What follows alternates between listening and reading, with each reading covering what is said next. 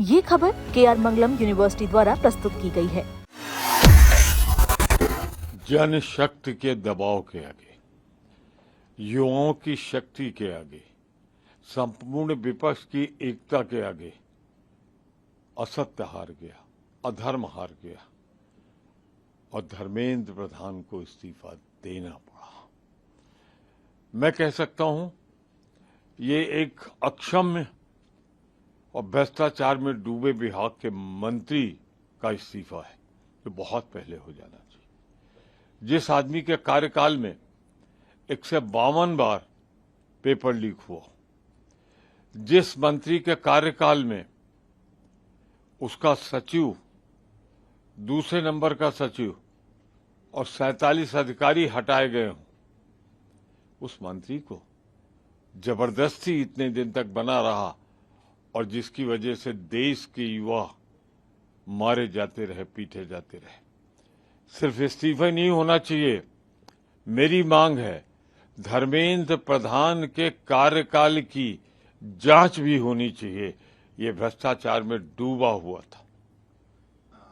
Sir, Prahlad Joshi को शिक्षा मंत्री का एडिशनल प्रभार दिया गया है और उन्होंने कहा है कि विनम्रता और पूरी जिम्मेदारी के साथ वो अपने जो दायित्व है उसका निर्वहन। प्रहलाद जोशी वही हैं जो अपनी अक्षमता के कारण संसदीय कार्य मंत्रालय से हटाए गए थे। इस आदमी में क्षमता ही नहीं है कि संसदीय कार्य विभाग देख सके, और विभाग इनके लिए गए थे। अब उनको शिक्षा दिया गया है। शिक्षा अब वो क्या चलाएंगे? आरएसएस चलाएगी। हर महत्वपूर्ण जगह पे आरएसएस बैठी हुई है।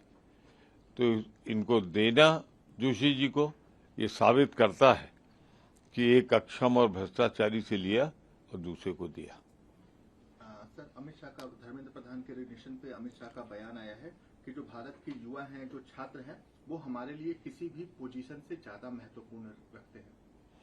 मैं एक चीज बता दूं, ये ज्ञान उनको पहले दिन क्यों नहीं हुआ? महीनों इंतजार क्यों किया उन्होंने? अगर युवा इतना ही महत्वपूर्ण था तो जवाब तो साफ साफ आपको देना पड़ेगा। उन नौजवानों पे लाठियां क्यों बरसाई गई? उन नौजवानों पे कील लगी हुई लाठियों से उनको क्यों मारा गया? जिस लड़के की तस्वीर, फोटो लेके राहुल गांधी साथ आए थे, उस पर पिलेट के फायर क्यों हुए? उसकी एक आंख की रोशनी क्यों गई? जनरल डायर की तरह हर जोर जुल्म कर लिया मोदी सरकार ने। और जब युवा क्षेत्र के आगे लगा कि अब पराजय ही पराजय है, तो सरेंडर कर दिया। मैं तो इतना कहना चाहता हूं, अमित शाह जी, देश की युवा शक्ति जाग गई है। अब ना आपका भ्रष्टाचार चलेगा आपकी सरकार का, ना आपकी सरकार का जिस तरह आपने किसानों को कुचला, देश को कुचला, अब नहीं कर पाओगे। सर, लोकसभा के एलओपी हैं राहुल गांधी, उन्होंने ये बोला है कि अमित शाह इस पूरे हिंसा के पीछे जिम्मेदार हैं। जिस तरह से बच्चों के ऊपर गोलियां चलाई गई, लिथल वेपन यानी पैलेट गन का इस्तेमाल किया गया, उसके लिए अमित शाह को आगे आकर मैं राहुल गांधी को बधाई देता हूं। उनका एक नया रूप देश ने देखा। युवाओं की बात को, युवाओं की भावनाओं को उन्होंने बहुत साहसिक ढंग से सदन के अंदर रखा। 5 दिन सदन नहीं चला, पूरी भारतवर्ष के दोनों सदन युवाओं के साथ खड़े दिखे। इत्तेफाक है, 12 साल बाद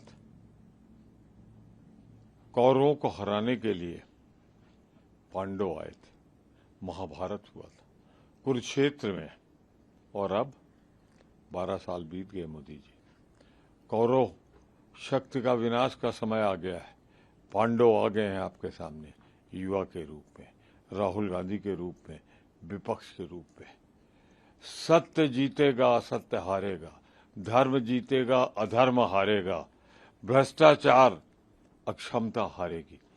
मैं साथ साथ से एक ही बात कहना चाहता हूं, क्या आपने वो देखी फोटो जिसमें एक लड़की को पीछे से डंडे से अपमानित किया जा रहा है? वो हिंदुस्तान की बेटी का अपमान नहीं, इस देश की सारी महिलाओं का अपमान है। और आपको माफी मांगनी चाहिए उस जाति जुल्म के लिए और उस अधिकारी को दंडित करना चाहिए।